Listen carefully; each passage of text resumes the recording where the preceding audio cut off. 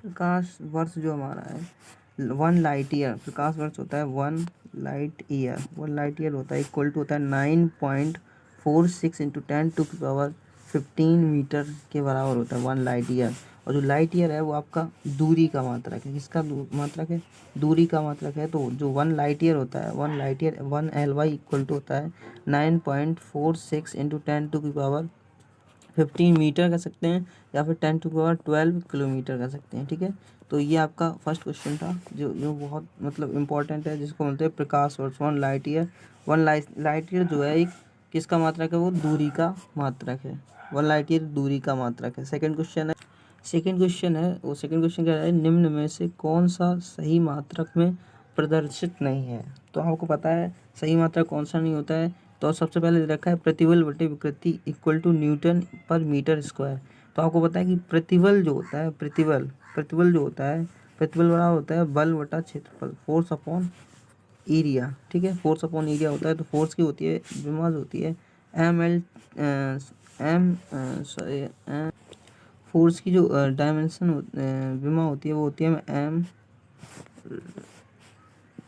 MLT-2 और upon area की होती है L2। ठीक है, तो इसका मतलब जो विमान चाहिए यहाँ पे मात्रक चाहिए केवल, तो मात्रक हमें पता है फोर्स का होता है न्यूटन, और जो क्षेत्रफल होता है उसका होता है मीटर स्क्वायर। तो पहला वाला सही है। और जो स्टैन होता है विकृति, उसका कोई मात्रक नहीं होता है।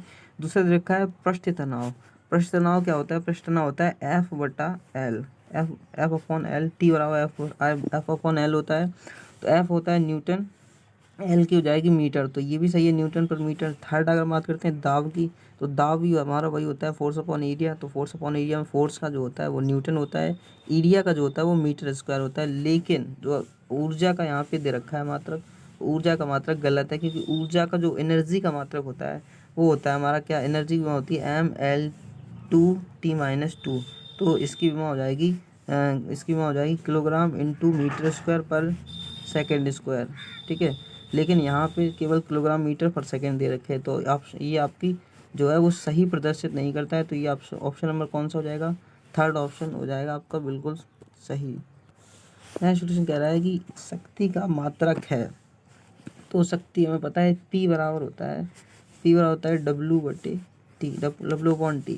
तो W का जो होता है W मतलब होता है ये होता है वर्क अपॉन टाइम। ठीक है, वर्क अपॉन टाइम होता है। तो वर्क का जो यूनिट होता है वो होता है हमारा न्यूटन, वर्क का यूनिट होता है जूल,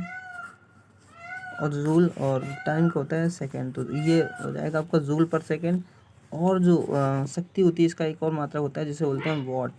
तो आंसर यहाँ पे दोनों सही हो जाएंगे, जूल पर सेकेंड भी सही हो जाएगा और वॉट भी सही हो जाएगा। दोनों आंसर यहाँ पे बिल्कुल सही है। तो ऑप्शन नंबर जो आपका क्वेश्चन तीसरा है उसका आंसर नंबर जो है जूल पर सेकेंड और वॉट, दोनों आंसर एकदम सही है।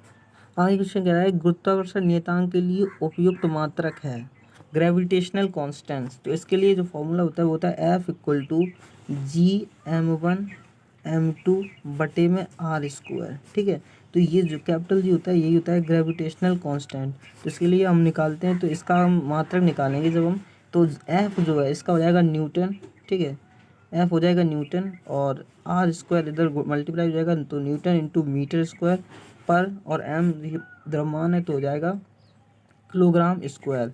तो इसका जो मात्रक हो जाएगा वही हो जाएगा, इसका मात्रक हो जाएगा न्यूटन इंटू मीटर स्क्वायर पर किलोग्राम स्क्वायर, जो कि यहाँ पे तो दिया नहीं गया है, तो यही इसका मात्रक सही हो जाएगा, न्यूटन इंटू मीटर स्क्वायर पर किलोग्राम स्क्वायर। ये ऑप्शन नंबर सही थर्ड जो है वो सही कर लीजिए, वो यही हो जाएगा न्यूटन इंटू मीटर स्क्वायर पर kilogram square. Answer number C आपका सही है। नेक्स्ट क्वेश्चन है, कह रहा है SI पद्धति में कोणीय त्वरण का मात्रक है। ठीक है, यूनिट चाहिए। तो हमें पता है कोणीय त्वरण जो होता है उसका जो कोणीय त्वरण होता है उसका सूत्र होता है α=ω बटे टी। ठीक है, ओमेगा जो होता है वो होता है हमारा कोणीय वेग, ये हमारा होता है कोणीय वेग, और जो टी होता है वो होता है समय। ठीक है, कोणीय वेग बटे समय। तो इसका कोणीय वेग की होती है जो मात्रा होता है रेडियन। ठीक है, और समय रेडियन पर सेकंड इसका होता है कोणीय वेग का, और सेकंड इसमें और है तो रेडियन पर सेकंड स्क्वायर इसका जो है मात्रक हो जाएगा, जो ऑप्शन नंबर थर्ड में बिल्कुल सही है, एकदम सही है। ठीक है, नेक्स्ट क्वेश्चन, समीकरण s बराबर a plus B T plus C T square में यदि s मीटर में और t सेकंड में मापा जाता है तो c का मात्रक क्या होगा। तो आपको पता है कि जो समान विमा वाले ही राशि क्या करें, समान विमा वाली राशि ही जोड़ी और घटाई जा सकती हैं। तो इसकी जो c की जो विमा होगी, सी टी स्क्वायर की विमा जो होगी वो हमारी विमा s के बराबर होगी। और s हमारा यहाँ है क्या, s जो है वो हमारा मीटर में है। ठीक है, तो इसकी हो जाएगा इसका जो हो जाएगा इसकी जो विमा वो मात्रक हो जाएगा मीटर, s का मीटर बराबर c और इनटू में सेकंड स्क्वायर। ठीक है, t का समय है तो समय का सेकंड स्क्वायर हो जाएगा।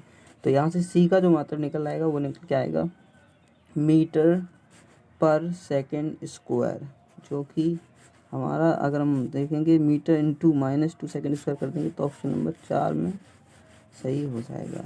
ठीक है, ऑप्शन नंबर 4 एकदम सही हो। नेक्स्ट कह रहा है कि एक प्रकाश की किरण की तरंग दैर्ध्य जो है लैम्डा वो दे रखी है 0.0000 और 06 मीटर 40 है। ठीक है, 6 मीटर दे रखी है। तो इसको हम माइक्रोन बदलना चाहे तो आपको पता है कि 1 2 3 4 5, तो इसको हम लिख सकते हैं 6 × 10⁻⁻5 मीटर, इसको हम लिख सकते हैं। अब आपको पता है कि तो 1 माइक्रोन होता है MC, वो हमारा 10⁻6 मीटर के बराबर होता है। 1 माइक्रोन 10⁻6 मीटर के बराबर होता है। तो अगर हम इसको 10⁻6 करना चाहेंगे तो इसमें हम क्या करेंगे, इसमें हम 10 का गुणा करेंगे और 10 का हम क्या करेंगे, 10 का हम भाग कर देंगे इसमें। ठीक है, 10 का गुणा और 10 का भाग कर देंगे तो ये यहाँ से हो जाएगा 60 × 10⁻6 मीटर